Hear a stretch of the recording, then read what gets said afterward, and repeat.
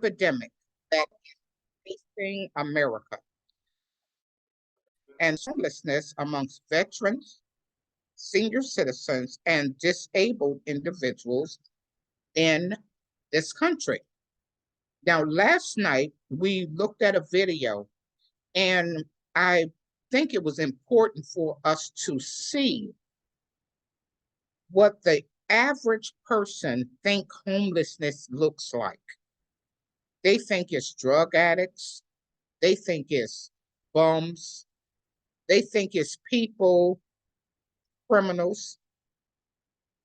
And so tonight, we want to show the new face of the homeless.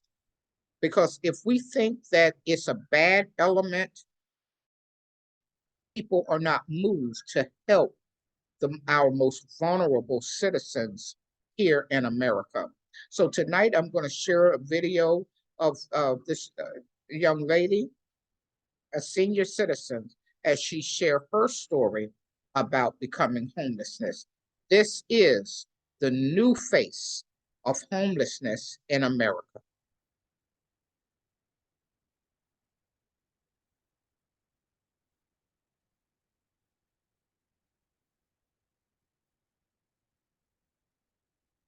Law, maybe, right? Are they homeless because of it? And most of the time, the answer is no.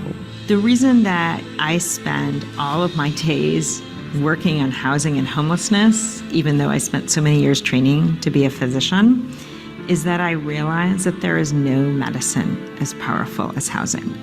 When people are homeless, everything else falls apart. People are exhausted. They don't get any sleep. They are highly likely to be sexually assaulted, physically assaulted. This is hard, y'all. This is so hard. I don't wish this on nobody. I really don't.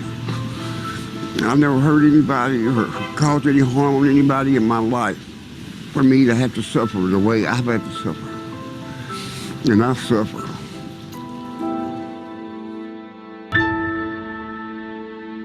Major funding for aging matters is provided by the West End Home Foundation, enriching the lives of older adults through grant-making, advocacy, and community collaboration.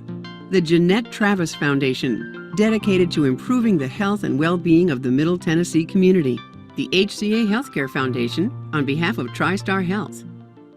Additional funding provided by Jackson National Life Insurance Company, the Community Foundation of Middle Tennessee, and by members of NPT. Thank you. Hello, kings and queens. I see we got my celebrities coming through. I'm on the streets, but I'm gonna put it like this. If it wasn't for the contributor, which I work for, and people say, that's homeless, they're just a bunch of drunks, they're a bunch of drug heads, they can go get a job. It is a job. This is not no easy task being out here on the corner trying to sell paper to people. But at the same time, it's a job. And be honest with you, it's a job that I love because I get to meet beautiful people. This is very good. They get an A+ for me. Thank you, Queen. Thank you, King. Y'all be blessed, be safe. Thank you. Sean's been selling The Contributor since 2010. It's a local street newspaper featuring articles about people experiencing homelessness. By selling the paper, he not only earns money, but he's also connected to friends and services. I ended up without a home because I just got out of prison. And I don't drink, never have. I don't do drugs, never have. It's just one of those unfortunate moments that you just, when you've been locked up so long, you don't know what to do.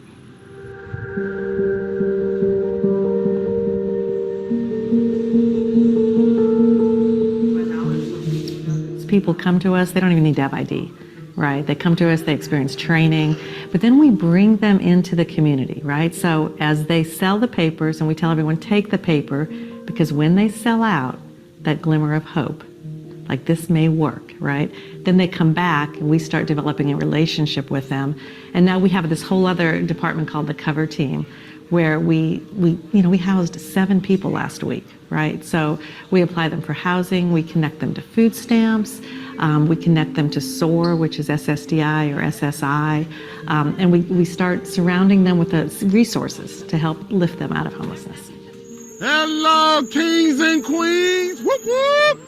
I see that you're with my bodyguard. Right now, Contributor is helping me get an apartment.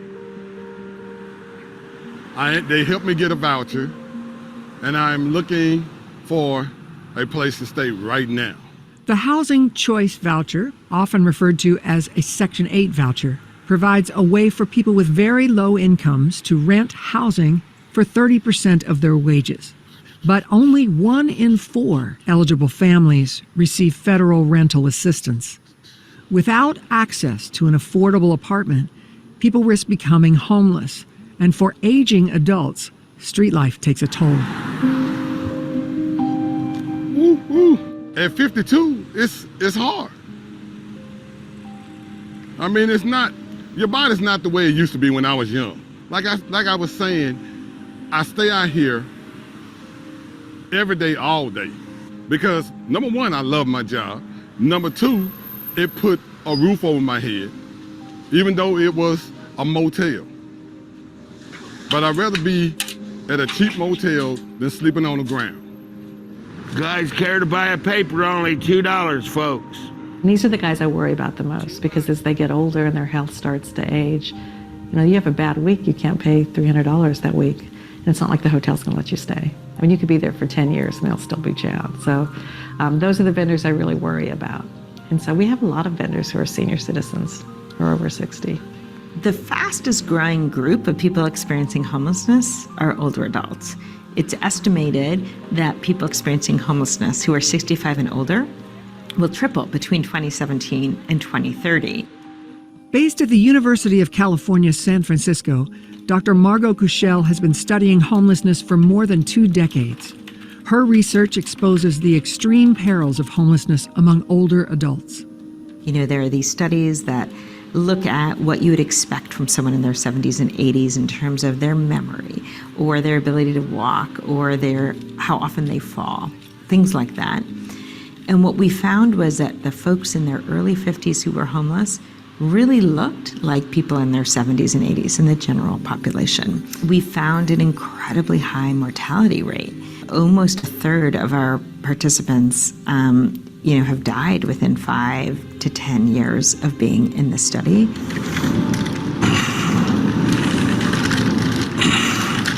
A lot of our vendors who have even worked their way into housing with us as they've gotten older, you'll see that being homeless really took a toll on their health. So they'll end up dying prematurely. We've had a rough year. We've probably had 8 vendors this year pass away. So many of the folks that we study who are homeless have paid into the Social Security system their whole lives, but they're not going to live long enough to be able to draw that money back out. I think we've left our older adults without a safety net. And we've done so just at the time where we have this calamitous housing situation where there's not enough housing.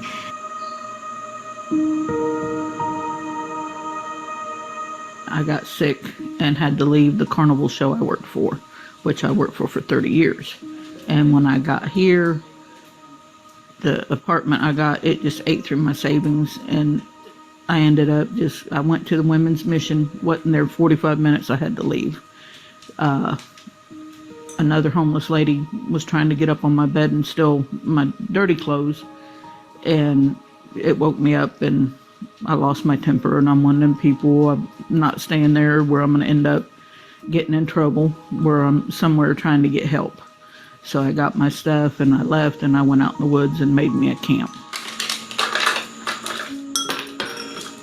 It's more challenging at being 54 and homeless and having medical issues, because first I have no insurance, no job to pay for anything. So I had to be able to prove to the hospital that I'm homeless, I have no income, so I could get their indigent care, which covers a lot of the stuff I need except for medication. Until recently, Cynthia was an active vendor for the Contributor, which was her sole source of income. But health issues made worse by chronic homelessness have prevented her from working. The issues I'm facing now is I'm waiting now to get a surgery because I've had a drain tube in my gallbladder for almost 6 weeks now. And I got to get this surgery done, but with unsanitary conditions, you can get an infection around that wound area. And so I left my camp to come stay with a friend temporarily. I can at least have a better chance of no other infection setting in. But having temporary shelter versus a home of your own are two different things. Her friend is living in Section 8 housing, and the lease forbids both long-term guests and pets, making eviction a real threat to both her and her roommate. Yeah, lay down and want a biscuit. I have an emotional support animal, which helps me with a lot. My high blood pressure issues, stress, my anxiety issues.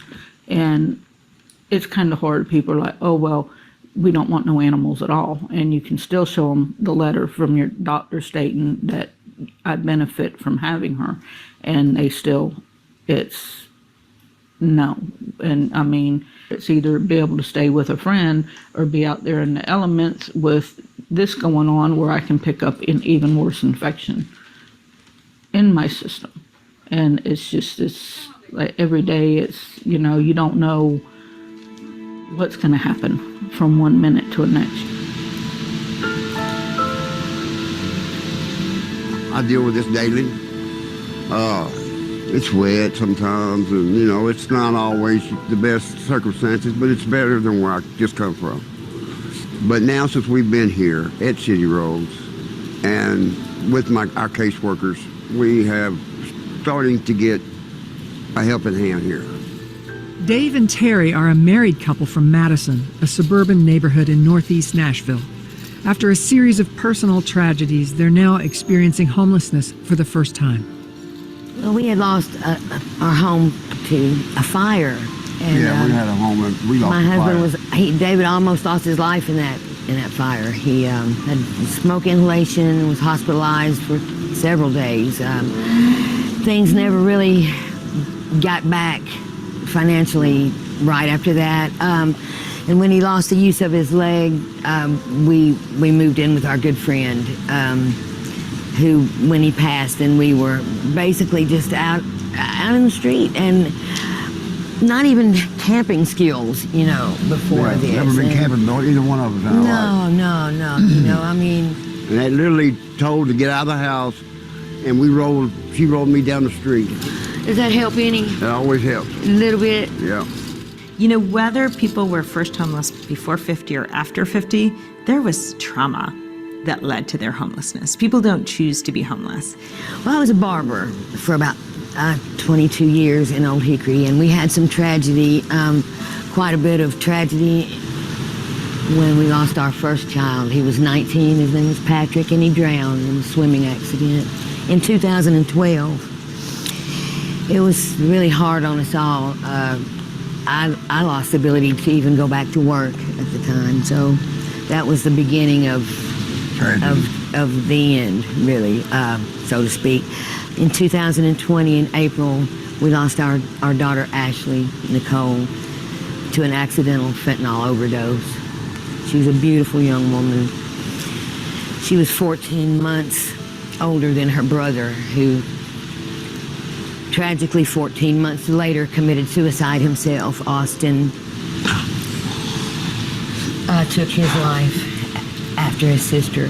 So we have Jessica Lynn remaining, and bless her heart, she's also having a very difficult time with things. I'm sorry.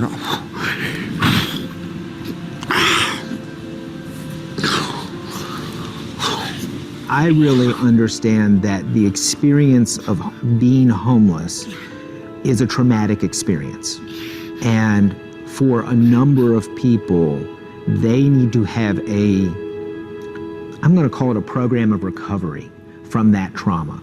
Nashville will tell you that we have a housing first approach, which is that we move folks into housing and then we help them deal with the traumas and stuff that they've gone through. Unfortunately, we don't have enough housing to move folks into. According to a 2021 report by Metro Nashville's Affordable Housing Task Force, Nashville needs to add more than 52,000 housing units by 2030 in order to keep up with a growing demand. And nearly 70% of those units need to be affordable to those with extremely low incomes, many of whom are already unhoused. So that's where the need, I think, for transitional living spaces like we're running here out of our church building are important, because they at least provide a way to get somebody out of this experience of being on the streets into a place where they have a warm bed and a place to take a shower and eat a good meal and generally have a better standard of life. Jay Voorhees is the lead pastor at City Road Chapel in Madison. Along with free showers and laundry services, his church is also home to the Mobile Housing Navigation Center. It provides transitional housing to 15 people as they move toward permanent housing. While Terry's been living inside, David is making do with less. So in that particular case, Terry's husband, David, was in a wheelchair, he was handicapped, and our facility is not handicap accessible. We wish we had an elevator to the third floor, we don't. And so because there were no other housing options in Nashville that would work for him, we chose to allow him to pitch a tent on our property so that he could be in close proximity to her. In their case, I think they both were starting to look at physical limitations and just the whole reality of getting older. And we're like, yeah, something's got to change. So I know he's down there, I know he's safe, and it's kind of romantic.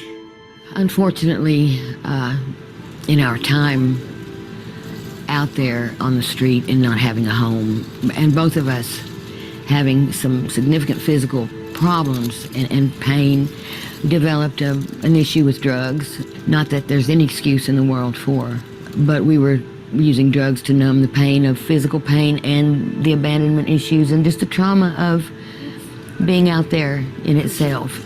So this program offered us the opportunity to participate in the methadone program, and it's been everything for us as far as changing the way that we think, the way that I think about just life in general. Getting up every morning is new and something to look forward to today. People often think that homelessness is about substance use.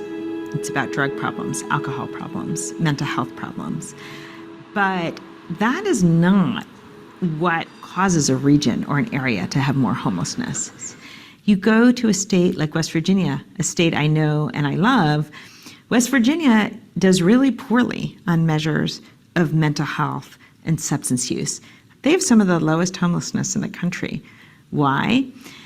They don't have a lot of pressure on their housing markets. If you look at what drives homelessness, what drives rates of homelessness, it's explainable by the amount of housing you have for your extremely low-income households. When we last saw Cynthia, she and her dog Sassy were staying at a friend's apartment while Cynthia was waiting to have surgery. She'd hoped that by having a clean, dry place to sleep, she'd stay well. But that hope was short-lived. Me and my roommate kind of got into it. He has some problems of his own. And with some people, especially at his age, you have to overlook them and just go on your way and do what you're going to do. Hey. You doing okay? Yeah. I had my gallbladder removed last Friday. And then I had to go back to camp on Saturday to sleep in a tent because I had nowhere else to be. And then early Monday morning, I had a severe pain that went across the whole top of my stomach, and it knocked me on my knees. Within days of the original procedure, Cynthia is back at the hospital experiencing complications. I was so scared to death because you don't know what you're facing out there.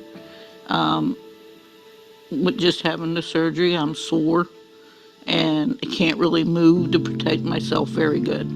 It's hard. I mean, you never know what kind of germs you're going to pick up out there anyway, as it is. And then when you got stitches and stuff in you, it's easy to pick up anything anywhere.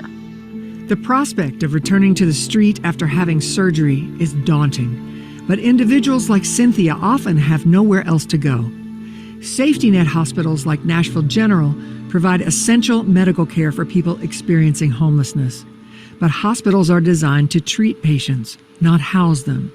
In fact, studies show that for older adults, prolonged hospital stays can increase the risk of infection and disrupt care due to bed shortages. For both patient and provider, the lack of options is agonizing.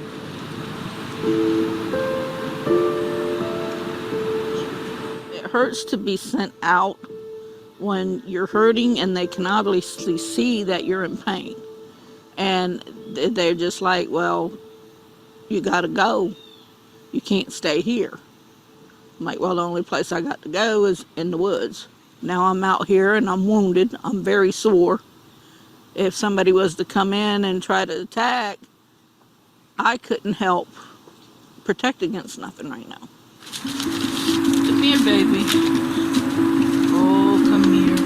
Mama been gone a while. My dog Sassy is my protector. She's very watchful over the camp. She helps with my anxiety. When I start having an attack, she's right there with me. She's the big clown. She's a goofball. She's everything. She's everything.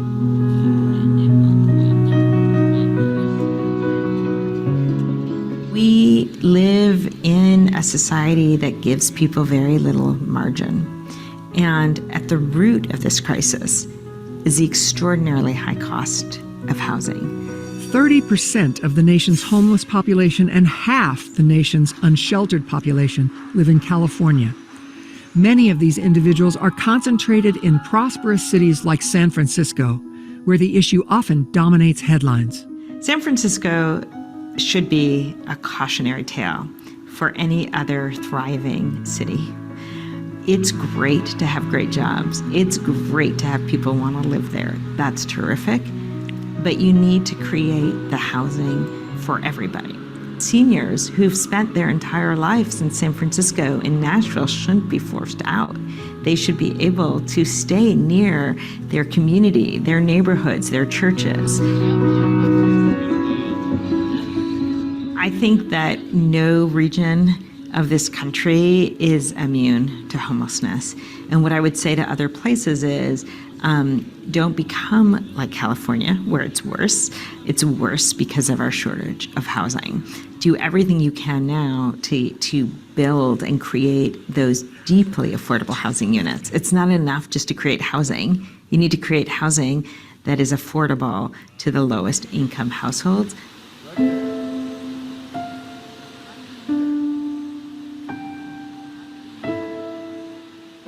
I'm down because I've been working on getting housing for like 4 months now. And the Section 8 people, it takes so long for them to get back with you that you get excited at first, okay, I'm on the list, here we go.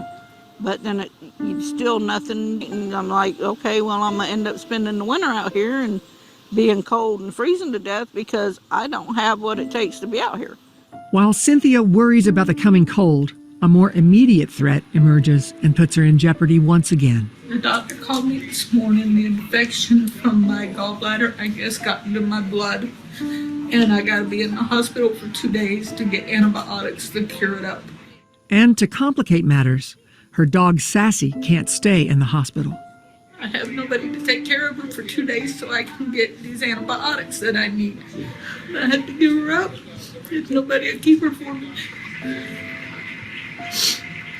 And I have no way of getting her back.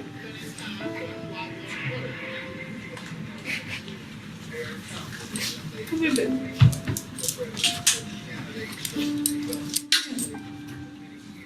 This is just really emblematic of just what types of struggles people go through when they're disconnected from the community and they don't have insurance.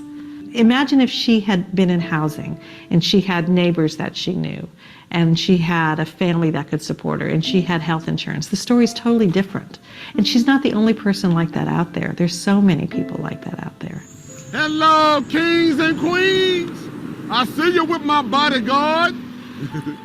While many people experiencing homelessness are cut off from society, selling papers for the contributor keeps individuals connected to a caseworker and a community.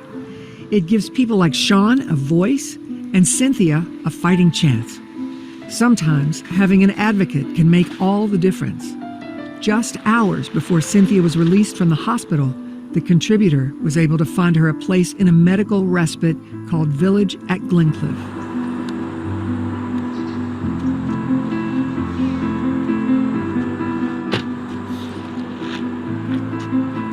I think it's amazing that they have places like this that help people. It's a little hard without Sassy because I'm used to her being at my side all the time. But she's with a good family that's taking care of her right now. So I can take care of my health and I can get better because without me being better, I'm not good for her. Cynthia is one of the very few that's fortunate enough. She's in a medical respite center, a housing unit that is for people experiencing homelessness, but there's like 11 of those units. And she's there as transitional housing until she goes into permanent housing. And you know, the problem they have is because there's not enough permanent housing that many people end up staying there, right? So those units aren't available for other people being released from the hospital. Being unhoused is nothing short of catastrophic. To survive, we need shelter. It keeps us safe, dry, warm, and well. That's powerful medicine. And while it doesn't come cheap, we simply can't afford to go without it. I'm thankful. Being blessed. A lot of people out there fighting to help me get this fresh start. And I want to make it happen myself.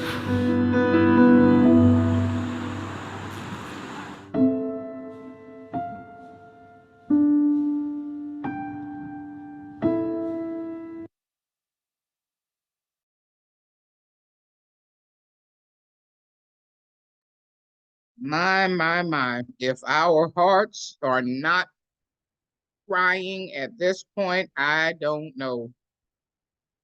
I'm going to bring the founder of Bless and Be Blessed Homeless Prevention forward to share, to talk about some of the solutions, long-term solutions that Bless and Be Blessed Homeless Prevention have come up with. Lizelle? Good evening. Yeah, I mean, that almost leaves you speechless, doesn't it? Yes, Homelessness it does. it has a new face.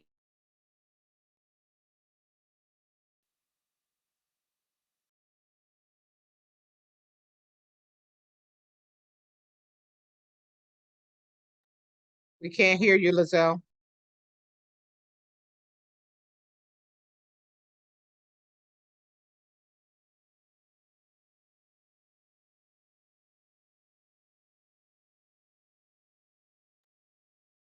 Lizelle, if you're talking, we cannot hear you.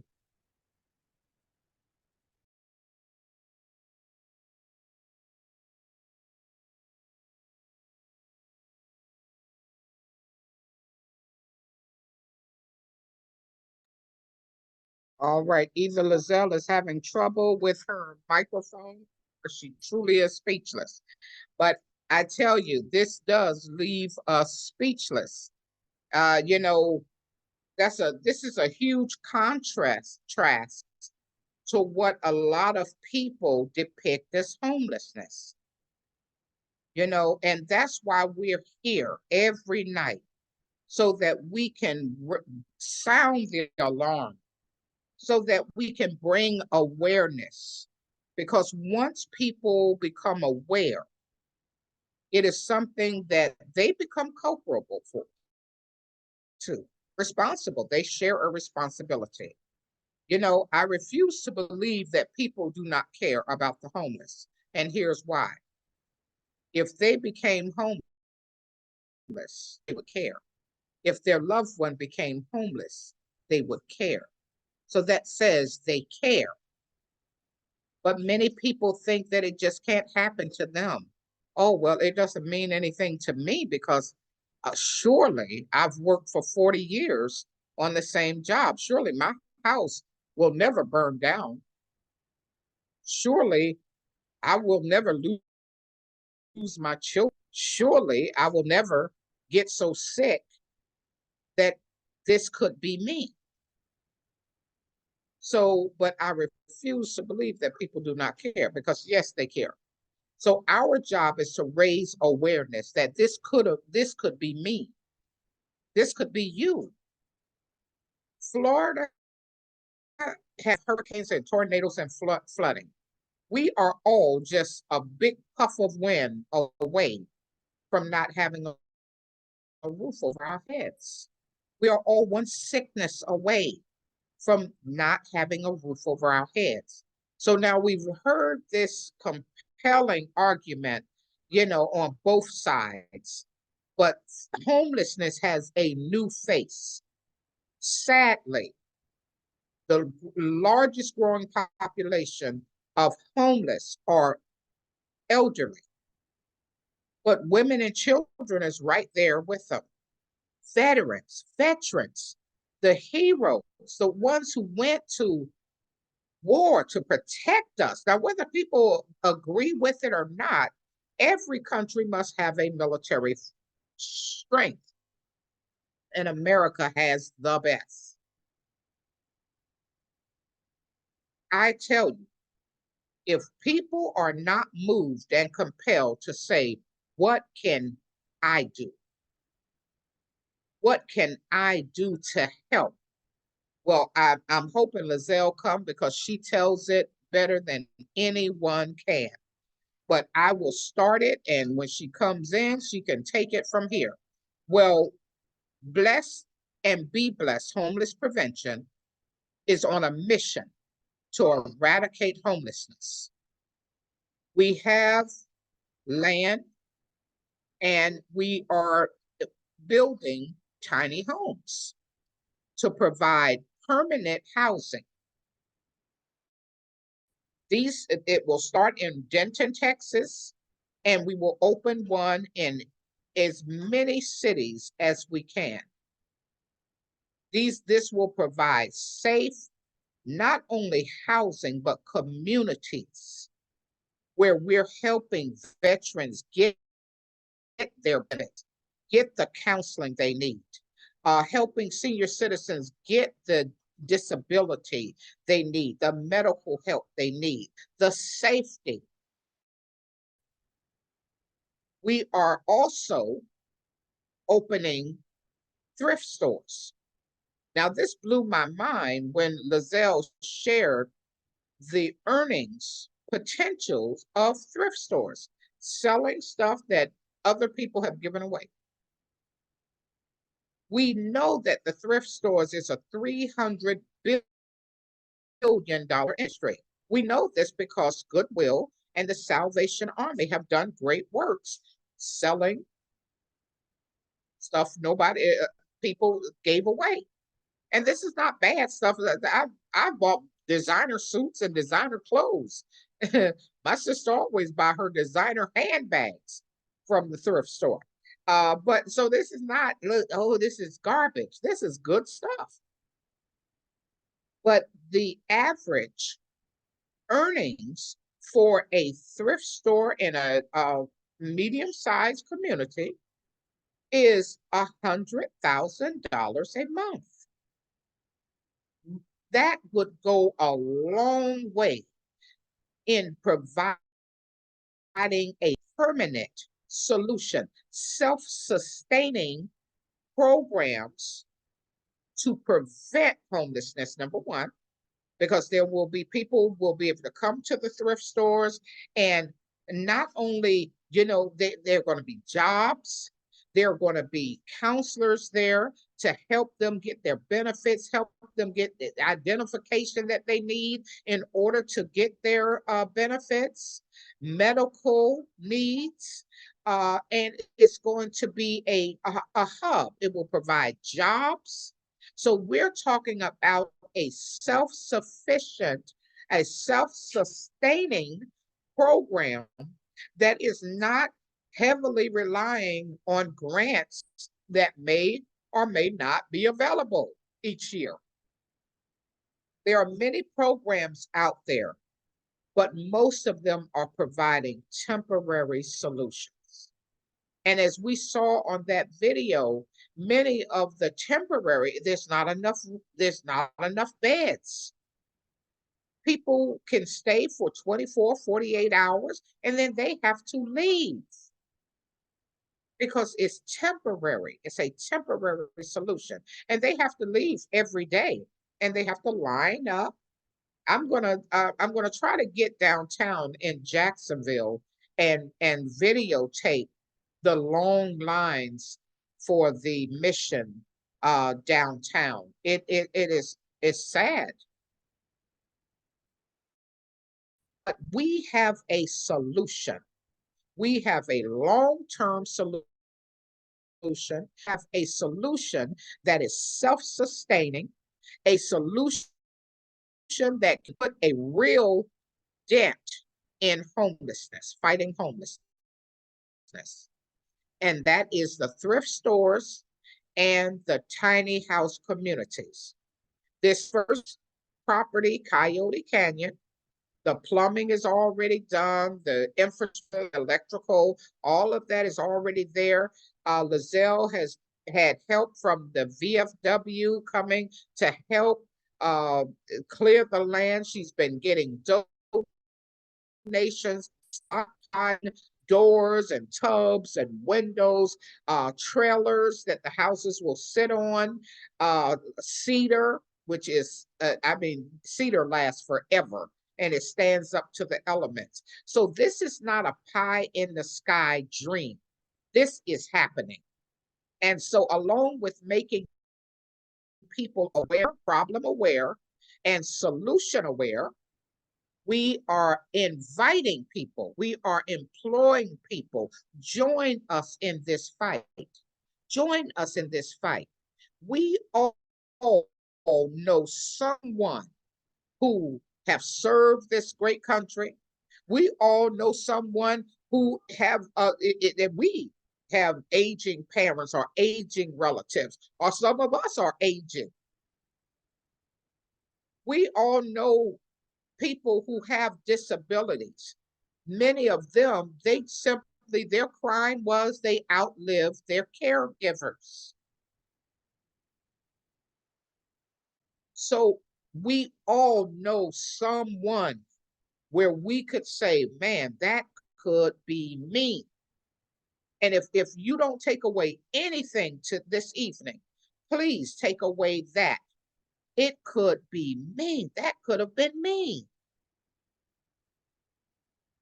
That could be me. That could be my relative. That could be my parent. That could be my child. I have to join this fight. And we're making it so easy. All right, here we go. We have a fundraising platform, and we have a project called 1 in a Million Founders Club, where we are asking people to commit to giving $1 a week, or $5 a month, because a lot of times there are 5 weeks in a month. Make that commitment. Subscribe. Now, you can always give more, and I say that that's the 1 in a Million Founders. You'll get a certificate. Your name will go on a plaque in the stores. It'll be engraved in some of the houses, like on the wood. Get involved. And if not for you, do it in the name of a loved one who have passed away, in memory of a loved one, so that their legacy live on. If you know that they would be moved by what they saw tonight, by what you saw tonight, say, listen, I'm at $5 a month. That's cheaper than a McDonald's meal at this point. $5 a month, or more as the Lord lays on your heart. Now, when you go to this site, which I'll show you how to find, is End Veteran Homelessness. Our primary focus is on the veterans, senior citizens, and people with disabilities. And so when you come on this platform, they give you a choice. It's $25, $50, or more, or you can type in the amount you want to give. And it gives you option. Is this a one-time gift? Is this a monthly pledge? Or is it a yearly pledge? Make your selection and get involved. This is a great opportunity for anyone who have a calling on their lives to do good and help others. You may be saying, this problem is so big, I was aware if there was a problem, but I didn't know of a solution that I could afford. Well, here you have it. $5 a month or more as the Lord lay on your heart. Join the 1 in a Million Founders Club tonight. People are dying in the streets. A lot of people think that the weather only affects people when it gets cold. But in states like Texas, Florida, and a lot of other states who get really hot, heat causes a lot of deaths for the elderly and people with disabilities. Heat.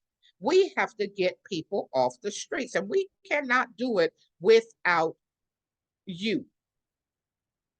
If you are seeing this, you've seen the problem. Now you have, by osmosis, become a part of the solution. You now have a responsibility to do something. Now, I want to take a few minutes to speak to my Christian brethren and sisterins. The Bible tells us what we're supposed to be doing while we're waiting for Jesus' return. It's the Great Commission. House the homeless, feed the hungry, clothe the naked. That's not going to change. That commission is not going to change. So if you're sitting and wondering, well, what am I supposed to be doing while I'm waiting for Jesus? There you have it. You're supposed to be housing the homeless, feeding the hungry, clothing the naked, and leading the lost to Christ. Acts of love and kindness and sacrifice is a greater sermon than any talking. We show the love of Christ in what we do. So I'm calling every Christian, every Christian, get on board. We are the light of the world. We are the head and not the tail. God did not tell the government to feed the hungry, house the homeless, and clothe the naked, and lead the lost to Christ. He left that commission for the church, and it's time for us to get busy. It's time for us to get no more. And why should you support this mission, this project, this powerful ministry? Because we are providing permanent solutions, self-sustaining solutions. As we get these thrift stores open, which, by the way, Lizelle has already enough donations to outfit a 6,000 square foot store, and we're at a few locations. So this thing is moving forward. We are not looking at temporary solutions. There are a lot of temporary solutions out there, but they are that temporary. That's like having a gaping wound and you put a Band-Aid over it because you don't know how to stitch the wound. It's better than it bleeding all over the place, but it's not going to bring healing. We are talking about bringing healing. And we are looking for people, even if you're out there doing work, we definitely want you to lock arms with us. You're just the person, because then we can support your ministry. We can support and help you. See, we are a team at this. We had a young lady on this, and her and her partner opened a it's not a nonprofit, but an organization to help homeless people. In the state they live in Maine, they did not even have one single shelter, not a single shelter. And those two ladies got together and rallied and pushed to get the city to provide a shelter. That's commendable. And do you know she was so happy when she heard what we were doing? Because she understands that what they are doing provides only a temporary solution. This Bless and Be Blessed homeless provision provide a long-term, self-sustaining solution. So there you have it. That's what we're doing. And we're inviting you to join us. We're making it real easy. What you do, you can go to our Facebook page, facebook.com/bless and be blessed, BLESSANDBEBLESSED, homeless prevention. That's our Facebook page. When you get on our Facebook page, it has a link to our funnel. Now, this funnel is beautiful. It provides a lot of information. It provides some statistics.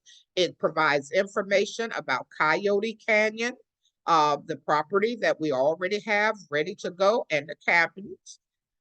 It has a song here. This video here touches my heart. It could have been me. There, but for the grace of God, it could have been me. I tell everybody need to listen to that. And then there are links here. Click here to give your blessing. When you click there, that's going to take you over to our fundraising platform where you can commit to being 1 in a million founder. And for this, and you're going to get a beautiful plaque. You're going to get your name and everything hung up and all of that great stuff. You are going to.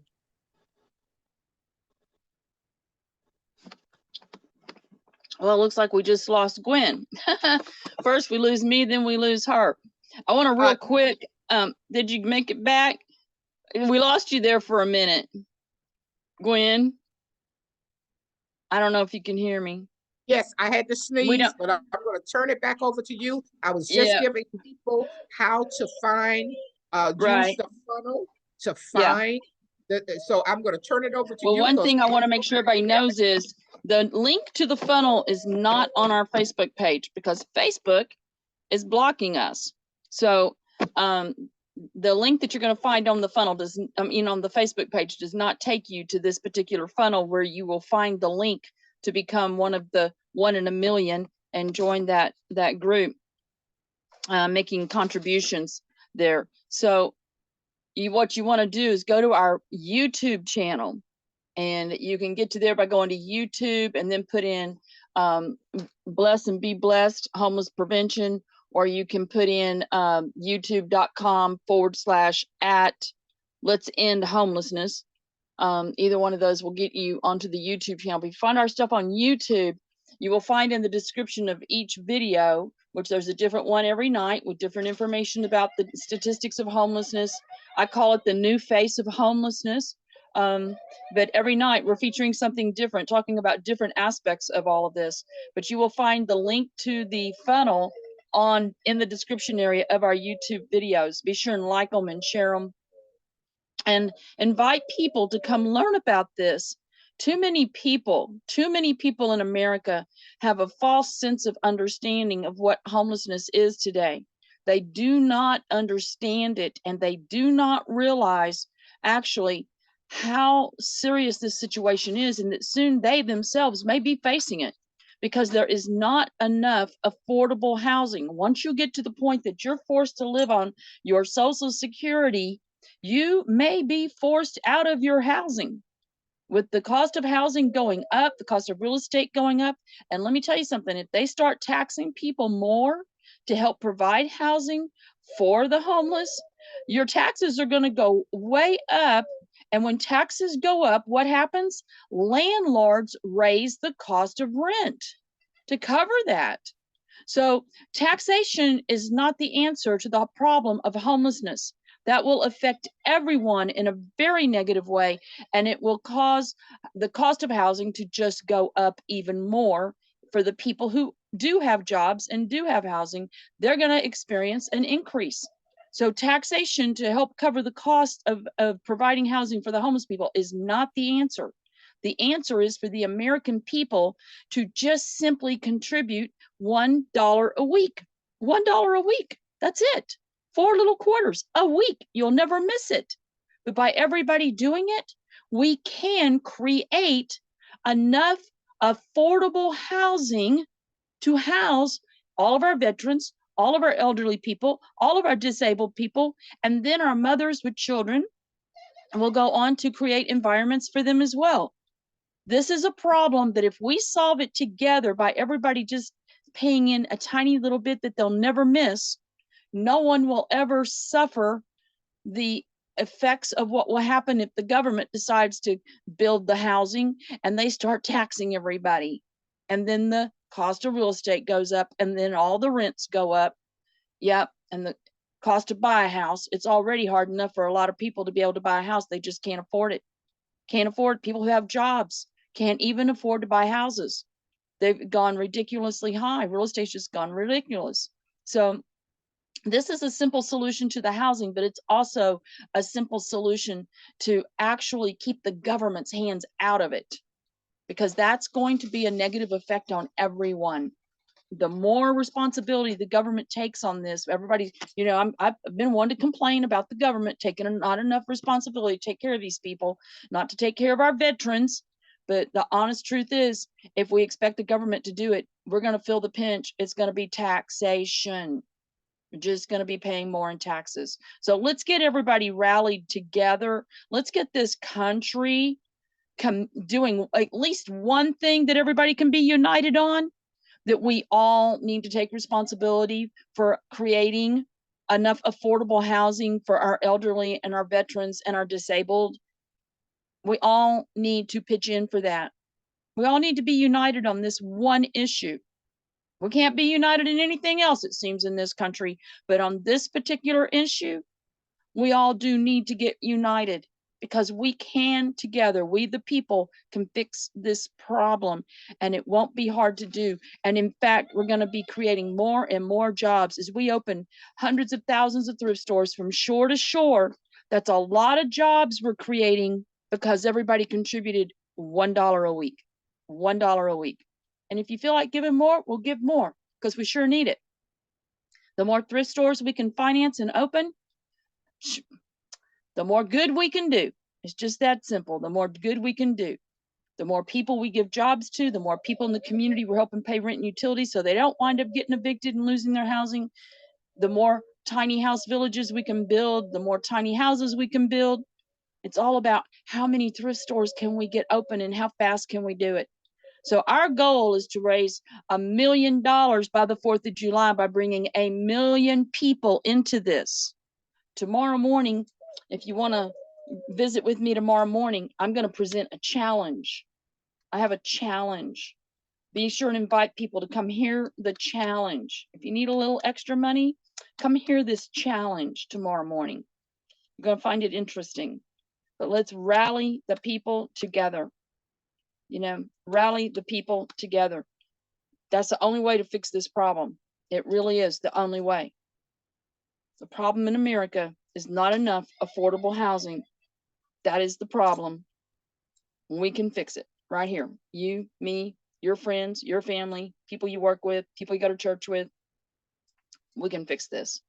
So I'm going to end it with that, and I'm going to say God bless and thanks for being here tonight.